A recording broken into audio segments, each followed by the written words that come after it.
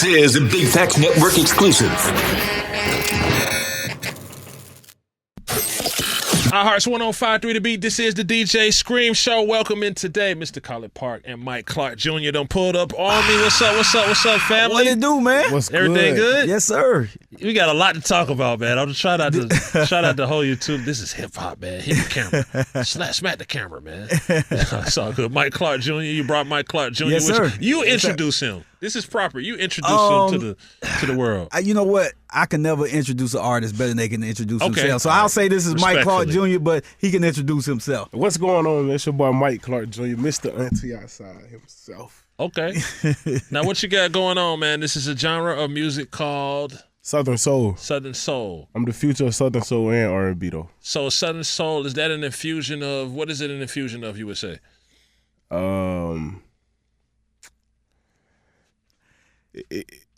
Let me say. There you go. Because he's a young man, and I got a little age on him if you can't tell. It's almost like this generation's version of blues. Yeah. You know what I mean? It's not B.B. King and that stuff that our folks listen, because I ain't even listen to that.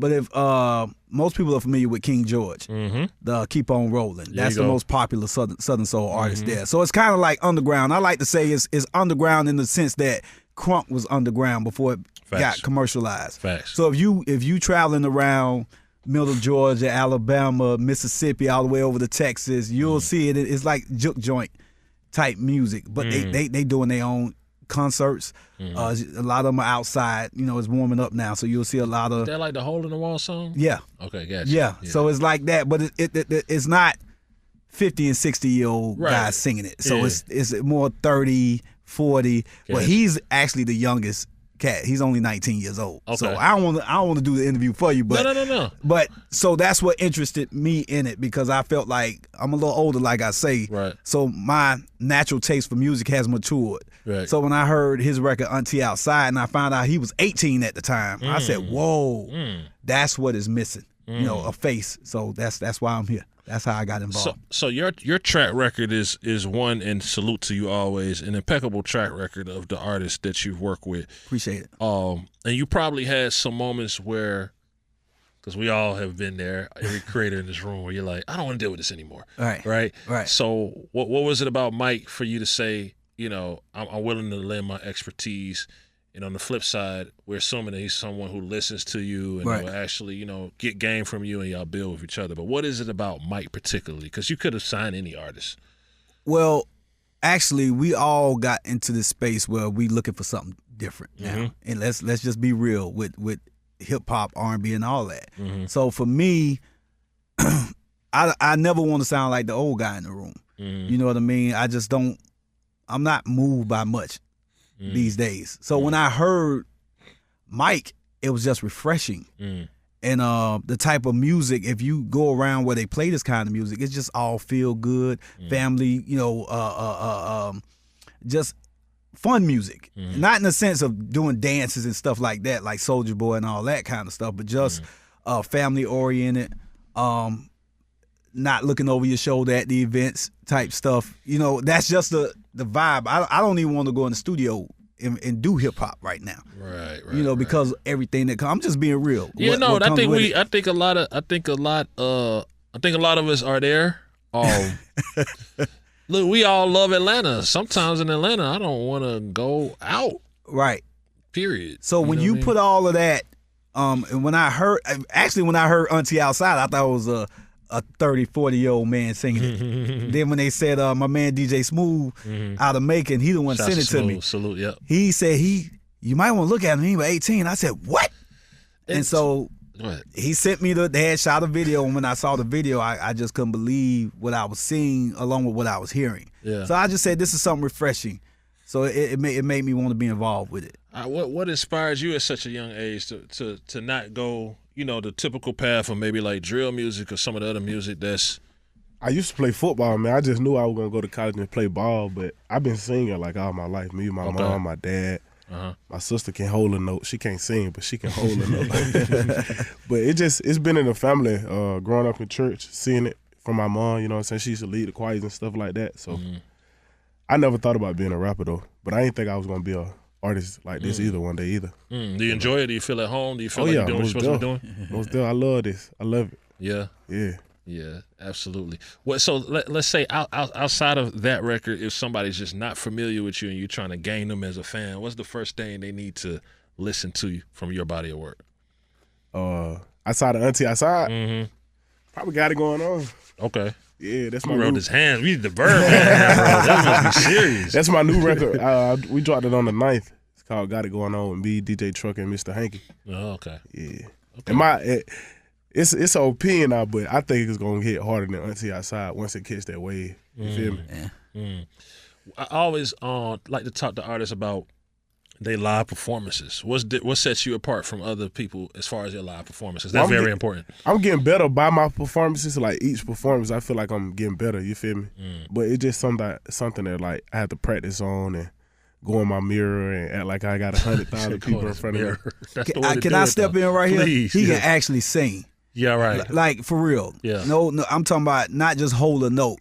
Sometimes when you watching these R&B artists now, you cringe and waiting for them to like see if they can hold the note. He sings like when you go to church singing. So there's no auto-tune and all that what comes today. And that's another thing that attracted me to him. When I heard him actually sing, he'll sing on the spot. He sound a little stuffed up. Yeah, right we now. ain't gonna do it today.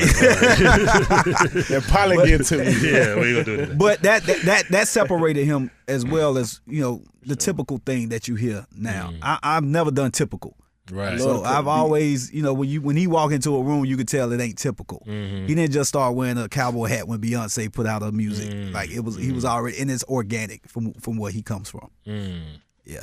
How do you keep everything fresh as, producer, as artist? How do you keep everything fresh and not get, overconsumed in what's going on, following a Beyonce or following this producer or that producer, that may have this particular sound? How do you keep yourself fresh and apart? Me? Either one. I just be still. I just be still. I don't chase nothing. I just feel like I put my energy out in the universe long enough to where when God feel like it's time for me to come. Even when I was negotiating with him, I told him, if you don't come over here, I just feel like God didn't mean for it to be. So if you do the deal, it was meant to be. If you don't do it, God bless you. Go do your thing. But I just sit still, man, and let it come. And I want to thank you for something before we get your answer, just because I forget. Thank you. You make my job DJing easier with all your Collipark remixes. I got a whole crate. Yeah. And when it's time to ride out, oh yeah, boy. Yeah. Boy, that's hard. Yeah, I did it. Yep. That's my remix. But that's part of how I sit still, by staying active, doing stuff, because that's my way of giving back to the game. I don't get nothing out of that. I don't. Right. A lot of those remixes I do. Yeah. That's just me giving back to what's given to me. So you know what I mean. And I know DJs really appreciate that. Whenever I run into DJs. I get more love now than I did when I was putting out. You know what I mean? You're doing a service. You're doing a godly service. Yeah, so that was my way of giving back, bro. Yeah, most definitely. All right, so now back to it. How do you stay fresh and apart from your partners that say, hey, let's do a drill record, let's do this, let's do that, let's do the norm, and you just stay in your own space? How do you stay fresh? I mean, starting out, like, I was trying to make it all about me because I'm trying to get off my feet still, you feel me? And so I went into like the features and changing up like that. Like I got KD like record all my music. You know what I'm saying? I know I'm gonna have to open up one day and go to different producers, but like having a person that know how you sound and he give me like vocal lessons throughout my sessions and we just keep going to it sound. Ain't nobody perfect, but you know what I'm saying? We're gonna make it. Almost there, but I mean I just remain to be me. I mean, ain't too much to it, you know. Where you shop at? Where I shop at? Yeah, like clothes, like apparel, lifestyle. Walmart. Okay. Hey, nah, for real, like I'm cheap, bro. Like, but I would say cheap. I've been with Fashion Nova and Shein for a little bit. Yeah, you know what I'm saying. Fashion Nova, Nova Men right here. I wouldn't even call it cheap, man. It's just you. You can get fresh. You can go in the gas station and get fresh if you know. Yeah, how. you can. But I get that from my mama though, cause like my mama like to save money, boy. Yeah, ain't nothing wrong with that. I had to learn it that way too. That's another thing that attracted me to the whole Southern Soul. It's back to organic. It's real. Like if you come around it too flashy, that's a no-no. They frown on that. Like if you coming out there, doing too much. Everything is real. It's like going to your grandmama's house. Like you act different when you go to your grandmama's house. You know what I mean? And that's what Southern Soul is, man. It's organic and it's real, back to the roots. That's what I love. That's what I'm saying. It just sounds like real South. It is. Before it got kind of influenced by so many things that weren't negative, but that just made us, I guess, more glitzy. It's commercialized now. Commercialized. Yeah, it's commercialized. That's the right word. Yeah. Yeah. Absolutely. So what's a day in the life of Mike Clark Jr. if you just kicking it, lifestyle? Like, what do you do other than hit Walmart? I'm probably chilling with the guys, man. Like, I play the game. I like playing the game. Which one? Madden 2K. Okay. If you want some smoke, now let me know. I'm retired. I'm retired. I am retired. Nah, I really just be chilling, bro. Like, I be put up for real. Like, it's getting serious for me now. I had to realize that I'm becoming a superstar. So yeah. I try to stay out of everybody's way. Yeah. I used to be a bad kid, man, and I know I can't do all that now. So as a superstar, I ask you a real question, man. Like, what does a Miss Mike Clark Jr. look like? A Miss Mike Clark Jr.? Yeah. What does a lady of your choice look like? What does she look like? What does she talk like? I got a girl, so. Oh, you got a girl? Okay. All right. Yeah. Great answer. Yeah. Well, okay. To get to that girl, you still have a type or certain personality attributes that you like. Oh, yeah. So what do you like about your girl? But before her, well, I'm going to tell you what I like about her, but before her, like. No, I don't want you to get in trouble. No, I ain't going to get in trouble. This don't sound like it's going the right way. She ain't going to do that. Okay. She was like, what? She ain't going to do that. Okay. Hey, but before her, like, I had aunties probably before I even made auntie outside. So, okay. All right. This is true story. This is real life. Like, this ain't made up. Okay. Standing on business. Yeah. Yeah. I don't know, bro. It's just a feeling. So your girl, it's a feeling. Your girl not an auntie. Nah, she ain't an auntie. Okay. Nah. Why you? She needs them. She needs them. Oh my goodness. Yeah. Oh, what is an auntie? Auntie about 30. About 30 and up. Yeah. About 30 and up. I don't know though. Why you don't know? Because you got some young aunties. You do. That's young. 30 is young. No, I'm talking about younger. They getting younger and younger. I mean. And then you got some like older women like kicking it. Yeah. Like they 20. But the older ones be better though. I like mine experienced and I already know what they got going. All right, I got you. That's what's crazy. When you go to his shows, it's the daughters all the way up to the grandmamas that really at him like that. I ain't really seen nothing like that before. And I've been doing this a long time. I've not seen, because grandmamas didn't want to get with Soulja Boy. This is true. The young girls did, right? But because he's a mature looking young man, and he sounds. Soulja Boy ain't look like this. Didn't y'all have homie too? Wobble. VIC. Yeah, VIC. Okay. Yeah. I got all the aunties. That's the auntie. So it's funny that to have him come along after all of that, and kind of cover the full gamut. Of everybody, all the women. So it's fun for me to just sit back in the corner, because I'm back in the corner now and look at it. So it's dope though. I want to ask you a heartfelt question. Where are you from? I'm from Macon, Georgia. From Macon. Big salute to Macon. Big salute to Macon. I love Macon. It, but I want to ask you a heartfelt question, man. What do you sincerely miss about Atlanta? If you was writing a quick, short letter on what you miss about the city, what do you miss? As simple as that question sounds, that's a deep. It's deep. almost loaded. Heartfelt. It's almost a loaded question. Heartfelt. I don't know if there's a what's.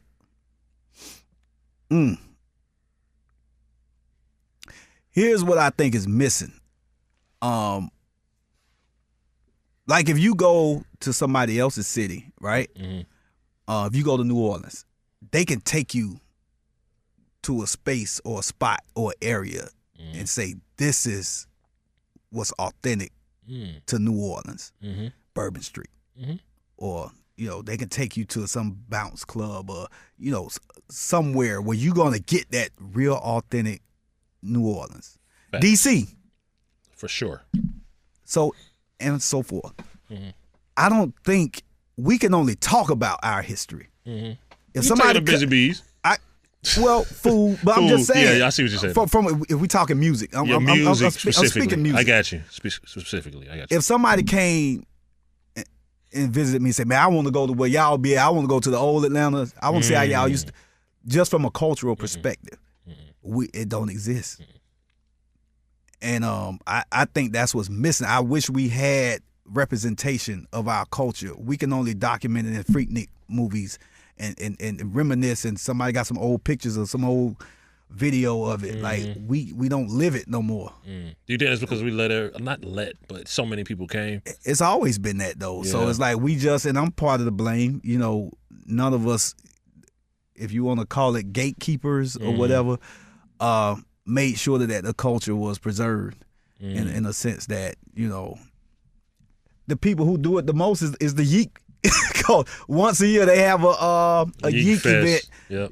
Shouts out the mail, the Yeek Fest, but that's as close as you're gonna get. Yeah. To the preservation of what we come from. So you know, that's I hate that doesn't exist. Yeah. For us. Yeah. And I wholeheartedly agree with that. Dude, so coming to the younger generation, and just speaking of like influences, everything, like, did you have influences coming up? Like, okay, these are the people that influenced me, or did you just for this career? Yeah. My mom. Okay. Yeah. And I'm hearing a lot of, and I can never. I'm a mama's boy. No, I'm saying, like, I'm hearing a lot of, when I bring that question up, a lot of more younger people are saying that their influences are closer to them rather than outside a TV screen or YouTube or a phone or whatever. I told you, bro, like, I was a football geek, bro. Like, what position you played? I played tight end D, and you ain't seeing me, bro. I don't listen. Back in your days. I'm just trying to see if we can hit an agent and get you in the field so you get that check and that check. You know what I'm saying? Let's do it. You know I know. I ain't play again, for real. But yeah, I used to play ball, bro. Like, I was locked in with sports. I played football. I played tennis. I played soccer. Why you stop? Baseball. I don't know, bro. School ain't for everybody. Like, college ain't for everybody. School part. So it wasn't like an injury or nothing. It was just. Nah, I broke my thumb, but that was it. That's the only injury I had. Got you. And I still played, but it was a little hard for me in high school. So I used to get in a lot of trouble, bro, for real. I couldn't take it to college with me. Yeah, I got you.